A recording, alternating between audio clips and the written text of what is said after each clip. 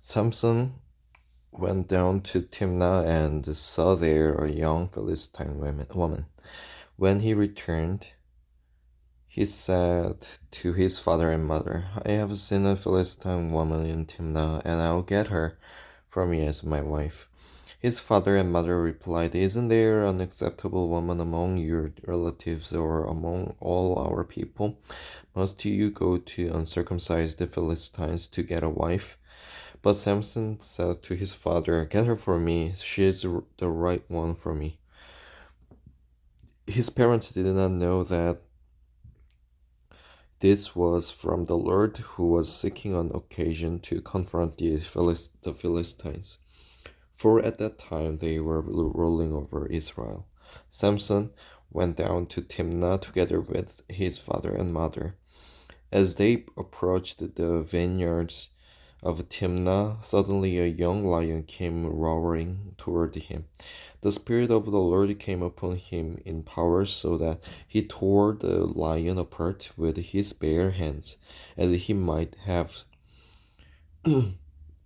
torn a young goat. But he told neither his father nor his mother what he had done. Then he went down and talked with the woman, and he liked her. Some time later, when he went back to marry her, he turned aside to look at the lion's carcass.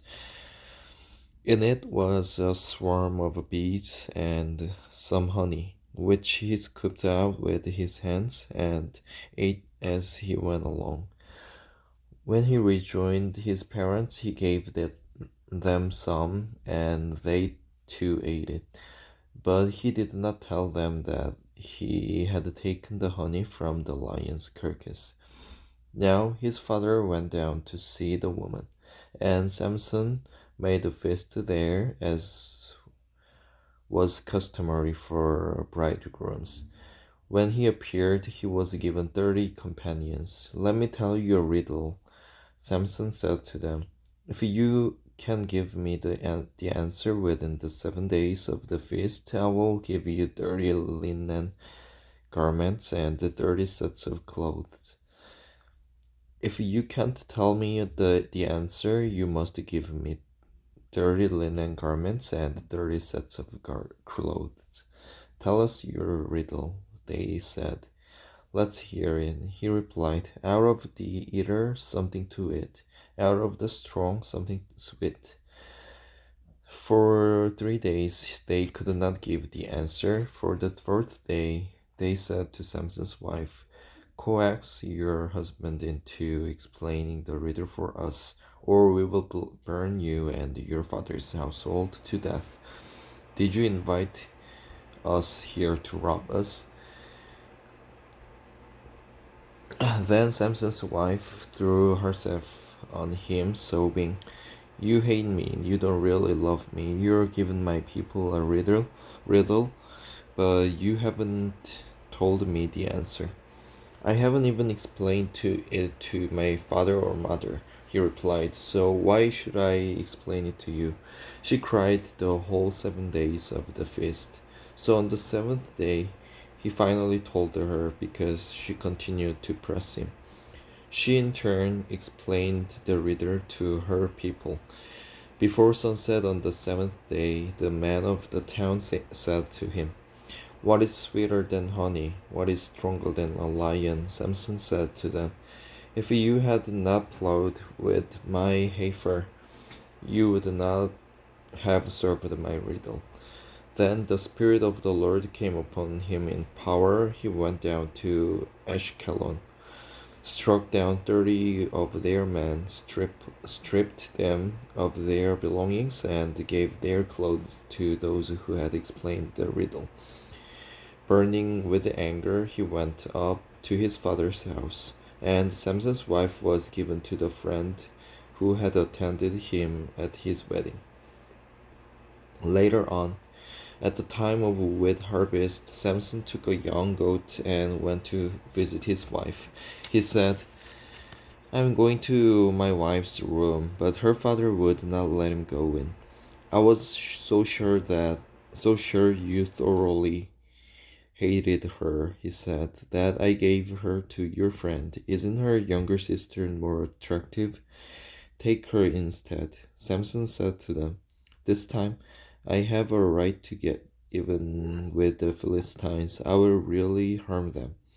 So he went out and cut 300 foxes and tied them tail to tail in pairs. He then fastened a torch to every pair of tails, lit the torches, and let the foxes loose in the standing grain of the Philistines. He burned up the shocks and standing grain together with the vineyards and the olive groves.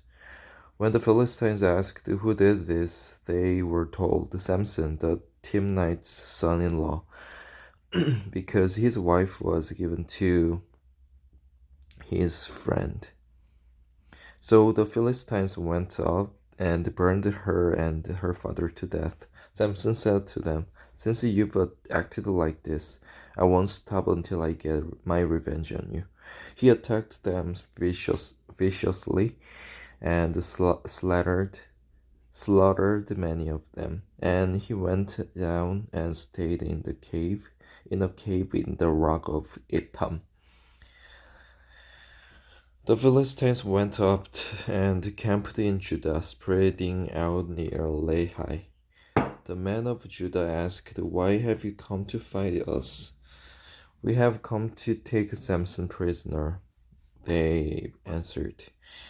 To do to him as he did to us, went down to the cave in the rock of Etam.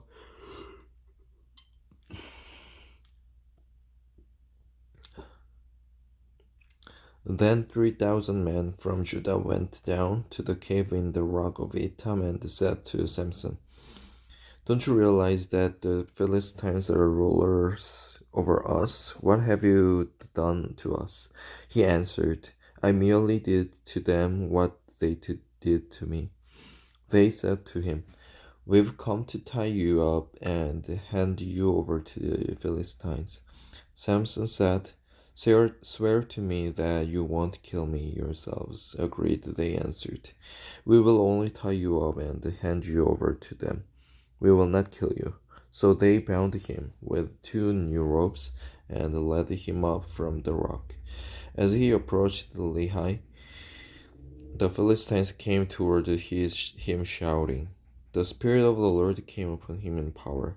The ropes on his arms became like charred flax, and the bindings dropped from his hands. Finding a fresh jawbone of a donkey, he grabbed it and struck down 1,000 men. Then Samson said, with a donkey's jawbone, I have made donkeys of them. With a donkey's jawbone, I have killed 1,000 men.